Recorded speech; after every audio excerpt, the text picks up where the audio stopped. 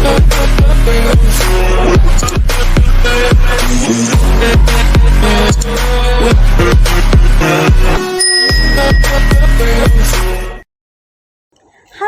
Assalamualaikum warahmatullahi wabarakatuh. Perkenalkan, saya Juliana dengan NIM 25110139 dari Prodi Manajemen Pendidikan.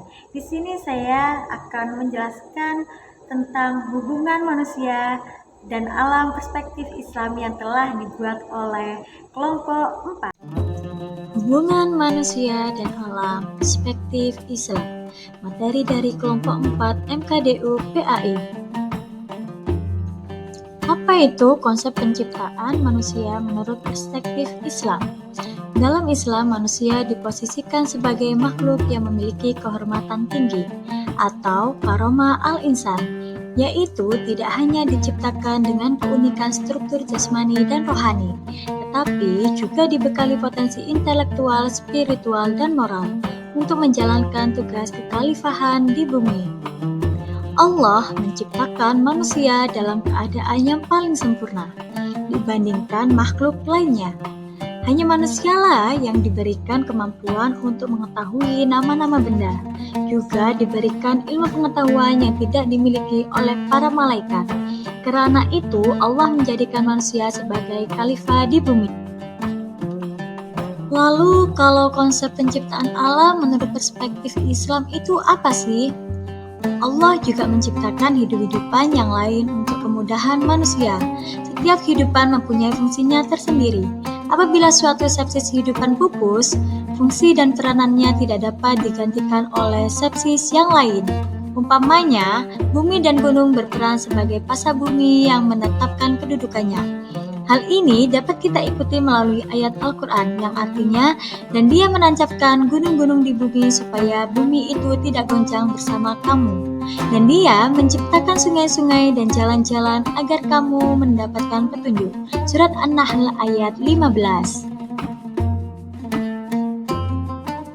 Apa saja sih kedudukan manusia dan alam dalam pandangan Islam? Yang pertama, manusia sebagai hamba Allah, sebagaimana yang telah dijelaskan oleh Allah Subhanahu wa Ta'ala dalam Al-Quran tentang keberadaan, keadaan, atau eksistensi manusia sebagai hamba, yaitu dalam firman-Nya pada Quran Az-Zariyat ayat 56, yang artinya, dan tidaklah aku menciptakan jin dan manusia kecuali hanya untuk beribadah atau menyembahku. Yang kedua, manusia sebagai khalifah.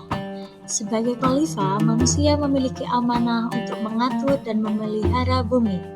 Kedudukan manusia sebagai khalifah dapat ditemukan dalam Al-Quran Surat Al-Baqarah ayat 30, yang berarti, ingatlah ketika Tuhanmu berfirman kepada para malaikat, Aku hendak menjadikan khalifah di bumi. Mereka berkata, apakah engkau hendak menjadikan orang yang merusak dan menumpahkan darah di sana? Sedangkan kami bertasbih memujimu dan menyucikan namamu. Dia berfirman, sesungguhnya aku mengetahui apa yang tidak kamu ketahui.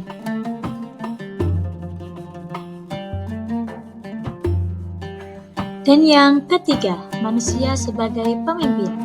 Manusia yang telah Allah ciptakan dengan sangat sempurna dan memiliki kelebihan dan keistimewaan dibanding dengan makhluk-makhluk ciptaan Allah yang lain, yaitu manusia dikaruniai oleh Allah akal. Dengan akal, manusia menjadikan makhluk yang mulia, karena dengannya mereka dapat membedakan antara perkara yang baik dengan yang buruk. Manusia dapat membedakan antara sesuatu yang berbahaya ataupun yang tidak. Dengan akal, manusia dapat membedakan antara perbuatan yang terpuji dan yang tercela. Allah Ta'ala berfirman dalam Al-Quran Surat Al-Anbiya ayat 73, yang artinya, dan kami menjadikan mereka itu sebagai pemimpin-pemimpin yang memberi petunjuk dengan perintah kami. Dan kami wahyukan kepada mereka agar berbuat kebaikan, melaksanakan sholat, dan menunaikan zakat. Dan hanya kepada kami mereka menyembah.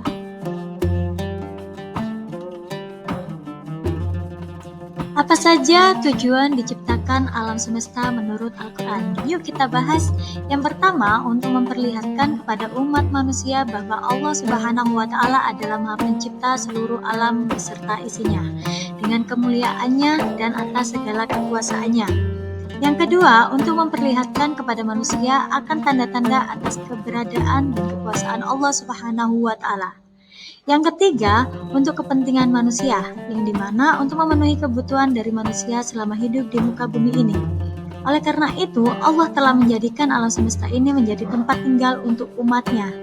Yang keempat, sebagai bahan dan sumber pelajaran maupun pengamatan bagi manusia untuk mencari beberapa kumpulan rahasia Allah dengan akal dan menggunakan pengamatannya dalam memahami apa hakikat diciptakannya alam semesta ini. Dan yang kelima, untuk menunjukkan manusia sebagai pemimpin yang dapat menjadi pemimpin yang amanah dan bertanggung jawab. Menjadi seorang pemimpin, Allah akan mengujinya apakah dia mampu menjadi pemimpin yang amanah, bijaksana, bertanggung jawab, dan dapat menghadapi cobaan-cobaan yang diberi Allah Subhanahu wa Ta'ala. Berikutnya, prinsip-prinsip etika hubungan manusia dan alam. Yang pertama, sikap hormat terhadap alam. Yang kedua, prinsip tanggung jawab. Yang ketiga, solidaritas kosmis. Yang keempat, prinsip kasih sayang dan kepedulian terhadap alam. Selanjutnya yaitu hubungan manusia dengan alam menurut perspektif Islam. Manusia dan alam mempunyai keterikatan yang kuat di mana keduanya mempunyai hak dan kewajiban antara satu dengan yang lain untuk menjaga keseimbangan alam. Hubungan antara manusia dengan alam atau hubungan manusia dengan sesamanya bukan merupakan hubungan antara penakluk dan yang ditaklukkan, atau antara Tuhan dengan hamba, tetapi hubungan kebersamaan dalam ketundukan kepada Allah Subhanahu wa Ta'ala. Manusia diperintahkan untuk memerankan fungsi kekhalifaannya, yaitu kepedulian, pelestarian, dan pemeliharaan. Berbuat adil dan tidak bertindak sewenang-wenang kepada semua makhluk sehingga hubungan yang selaras antara manusia dan alam mampu memberikan dampak positif bagi keduanya. Oleh karena itu, manusia diperintahkan untuk mempelajari dan mengembangkan pengetahuan alam guna menjaga keseimbangan alam dan meningkatkan keimanan kepada Allah Subhanahu wa Ta'ala. Itu merupakan salah satu bentuk rasa syukur kepada Allah Subhanahu wa Ta'ala. Nah, dalam materi ini kesimpulannya yaitu manusia adalah salah satu makhluk di antara makhluk-makhluk Allah Subhanahu wa Ta'ala.